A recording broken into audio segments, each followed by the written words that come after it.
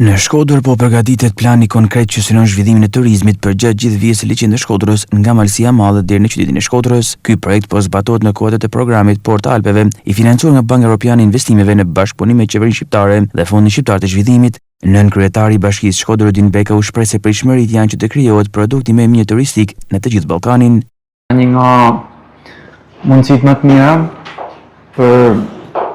gjithë Bashkinë e Shkodrës dhe Bashkinë e Madhe për me kriju një produkt të ri turistik për sa i përket turizmi rural.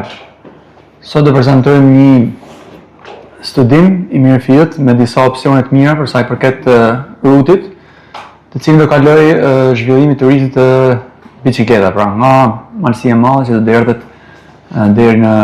do zhvillohet, pra do ecë deri në derdhën e Bunës, e cila do të jetë një projekt shumë interesant që prek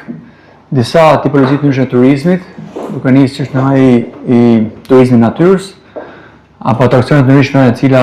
Malësia e Madhe ka dhe do të jetë tipologji e veçantë për sa i përket bimëve medicinale apo disa diversitete të ndryshme, që do ndërtojnë më së miri me tipologjinë e zhvillimit të turizmit në Bashkinë e Shkodër, afër ujit, afër natyrës, me një veçanëri tjetër që do ketë edhe elemente të ndryshme të trashëgimisë kulturore, ku turisti huaj do ketë një produkt shtesë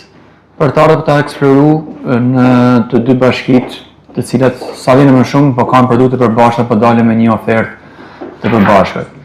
Në këtë fazë përgatitore është rënë dakord që të mbështeten Bashkia e Shkodrës dhe Bashkia Malësia e Madhe për hartimin e studimit të fizibilitetit dhe projekti DES për ndërtimin e rrugë biçikletash përgjatë liçit të Shkodrës dhe lumit Buna deri në detin Adriatik.